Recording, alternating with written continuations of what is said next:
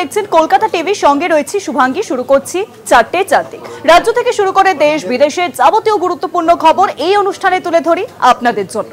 আর প্রথমেই যে খবরের দিকে নজর রাখবো, একই দিনে 5 এয়ার ইন্ডিয়ার বিমানের ত্রুটি। সোমবার থেকে এয়ার ইন্ডিয়ার ডোমেস্টিক এবং ইন্টারন্যাশনাল একাধিক বিমানে ত্রুটি ধরা পড়েছে। বাতিল হচ্ছে বেশ কিছু উড়ান। প্রশ্ন উঠছে এয়ার ইন্ডিয়ার ভূমিকা নিয়ে। আমরা যেমনটা দেখেছিলাম যে এয়ার ইন্ডিয়ার বিমান ভেঙে পড়ে আহমেদাবাদে, এবং তারপরে আমরা দেখলাম যে 5 এয়ার ইন্ডিয়ার বিমানের ত্রুটি সামনে আসছে। সোমবার থেকে এয়ার ইন্ডিয়ার ডোমেস্টিক এবং ইন্টারন্যাশনাল একাধিক বিমানে ত্রুটি ধরা পড়েছে। বাতিল হচ্ছে বেশ কিছু উড়ান। আর প্রশ্ন উঠছে এয়ার ইন্ডিয়ার ভূমিকা নিয়ে।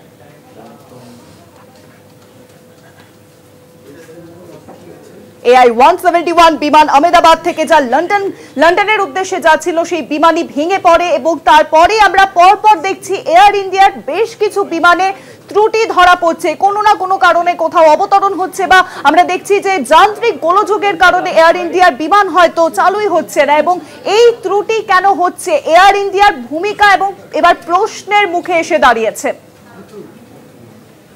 ফের আহমেদাবাদ লন্ডনগামী বিমানে যান্ত্রিক ত্রুটি ধরা পড়েছে। যান্ত্রিক ত্রুটির কারণে বাতিল হয়েছে ফ্লাইট AI-159। বিপর্যয়ের পরে ফের যান্ত্রিক ত্রুটি এয়ার ইন্ডিয়ার বিমানে। আর বারংবারই একই ঘটনা সামনে আসায় প্রশ্নের মুখে এয়ার ইন্ডিয়া। টেক অফের আগেই বিমানে যান্ত্রিক ত্রুটি শিকার হয়েছে। ফের আহমেদাবাদ লন্ডনগামী বিমানে যান্ত্রিক ত্রুটি ধরা পড়ে।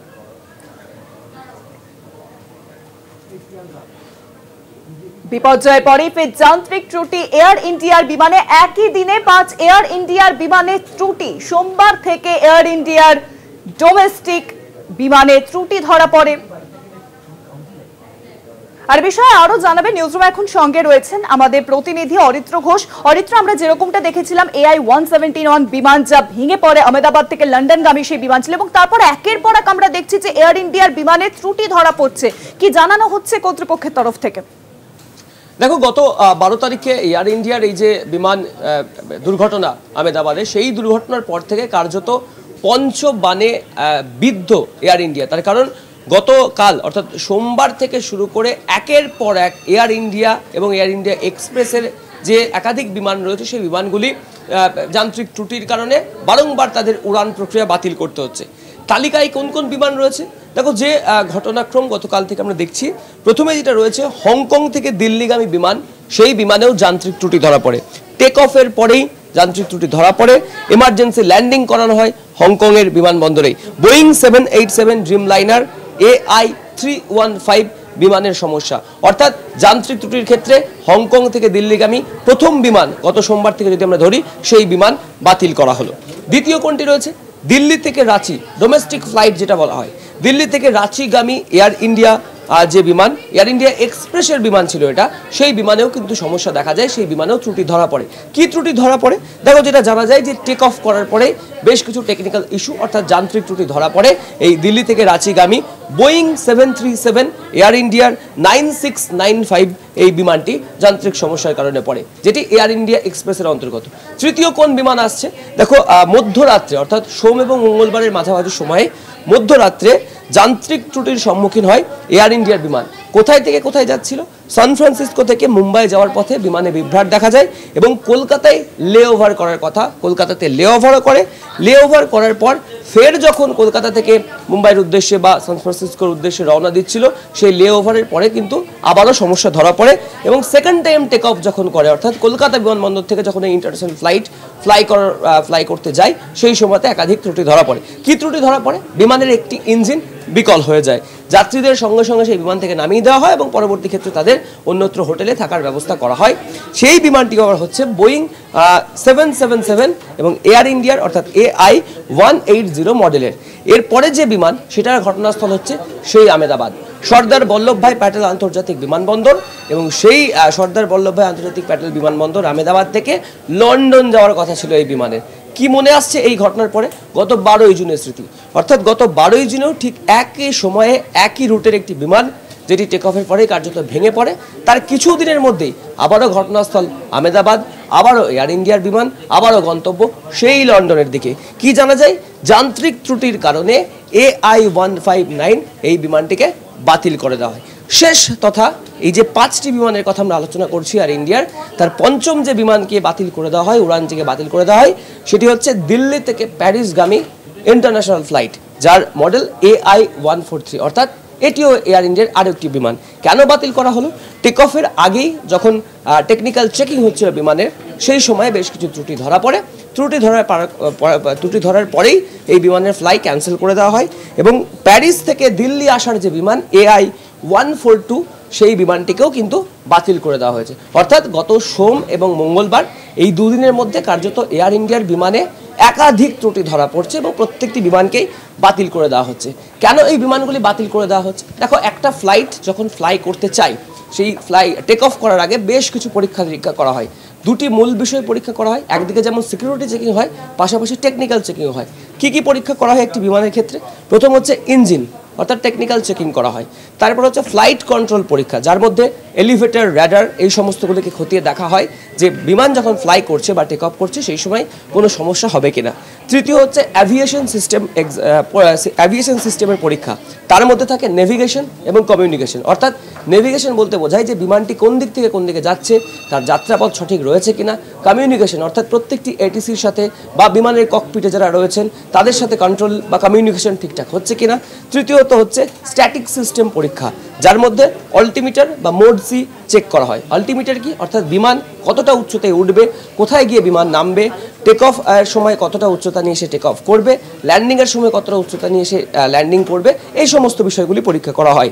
এরপর হয় ওজন এবং ভারসাম্যের পরীক্ষা, অর্থাৎ বিমানটির ওজন কত এবং কত পরিমাণ যাত্রী বা লাগেজ নিয়ে সেই বিমানটি ফ্লাই করতে পারবে সেটি খতিয়ে দেখা হয়। গ্রাউন্ড টেস্টিং রয়েছে ফ্লাইট টেস্ট এবং সবথেকে গুরুত্বপূর্ণ ফুয়েল টেস্ট বা হাইড্রোলিক টেস্ট। এই 8 থেকে 10 রকমের পরীক্ষা কিন্তু একটি বিমান, সেটা টেক অফ করার আগে হোক বা লে অফের সময়, সব ক্ষেত্রেই করা হয়ে থাকে। এবার যে প্রশ্নটা উঠছে যে একই দিনে অর্থাৎ সোম এবং মঙ্গলবার এই সময়কালটার মধ্যে গত 12 জুনের পর 5টি এয়ার ইন্ডিয়ার বিমান, ইন্টারন্যাশনাল এবং ডোমেস্টিক ফ্লাইট, যেগুলি একের পর এক বাতিল হয়ে যাচ্ছে এবং যার কারণ হিসেবে এয়ার ইন্ডিয়ার তরফ থেকে বলা হচ্ছে যান্ত্রিক ত্রুটি। তাহলে এক্ষেত্রে ধরে নেওয়া যেতে পারে যে প্যারামিটার্সগুলি রয়েছে একটা বিমান টেক অফ করার আগে, যে পরীক্ষাগুলি, যেমনটা আমি বললাম 8 থেকে 10 ধরনের পরীক্ষা, সেই পরীক্ষাগুলি যদি না হয়ে থাকে সবকটা, তাহলেই যান্ত্রিক ত্রুটি ধরা পড়ে। অর্থাৎ একের পর এক বিমান বাতিল হয়ে যাওয়ার পরে কিন্তু স্বাভাবিকভাবেই যারা যাত্রী রয়েছেন, যারা সাধারণ রয়েছেন বা যারা ফ্লাই করছেন, তারা কিন্তু এই প্রশ্নটাই তুলছে। আর স্বাভাবিকভাবেই আহমেদাবাদের এই সর্দার বল্লভভাই প্যাটেল থেকে টেক অফ করার পর মেঘানীনগরে লন্ডন থেকে আহমেদাবাদ থেকে লন্ডনগামী বিমান দুর্ঘটনার পর থেকে স্বাভাবিকভাবেই এবার প্রশ্ন শুরু করেছে এয়ার ইন্ডিয়ার পরিষেবা এবং এয়ার ইন্ডিয়ার ভূমিকা নিয়ে। অনেক ধন্যবাদ অরিত্র। নিউজরুমের সঙ্গে ছিলেন আমাদের প্রতিনিধি অরিত্র ঘোষ। অর্থাৎ আমরা দেখেছি যে আহমেদাবাদে যে বিমান দুর্ঘটনা ঘটে এবং তারপর একের পর এক সোম থেকে মঙ্গলবারের মধ্যে 5টি এয়ার ইন্ডিয়ার বিমান বাতিল হয়েছে কোনো না কারণ দর্শিয়ে, যান্ত্রিক গোলযোগের কারণে, বা আমরা দেখেছি যে কিছু দূর গেছে এবং তারপরে অবতরণ করানো হয়েছে। এবং এখানে প্রশ্ন উঠছে যান্ত্রিক গোলযোগ কেন দেখা দিচ্ছে? তাহলে কি যে প্যারামিটারগুলো রয়েছে সেগুলো কি সম্পূর্ণ করা হচ্ছে না?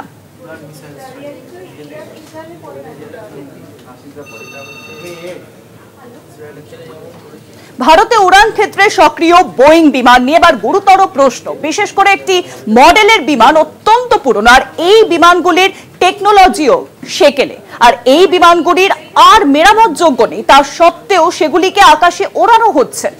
হুইসেল ব্লোয়াররা আহমেদাবাদের দুর্ঘটনায় অনেক আগে থেকেই একথা বলেছেন, তাও নীরব কেন মোদি? এই প্রশ্ন এখন সামনে আসছে। ভারতে উড়ান ক্ষেত্রে সক্রিয় বোয়িং বিমান নিয়ে এবার গুরুতর প্রশ্ন সামনে আসছে। বিশেষ করে একটি মডেলের বিমান নিয়ে, অত্যন্ত পুরনো এই বিমানগুলির টেকনোলজিও একেবারে সেকেলে, বিমানগুলির আর মেরামতযোগ্য নেই। তা সত্ত্বেও সেগুলিকে আকাশে ওড়ানো হচ্ছে কেন, সেই প্রশ্নই এবার ধরা দিচ্ছে।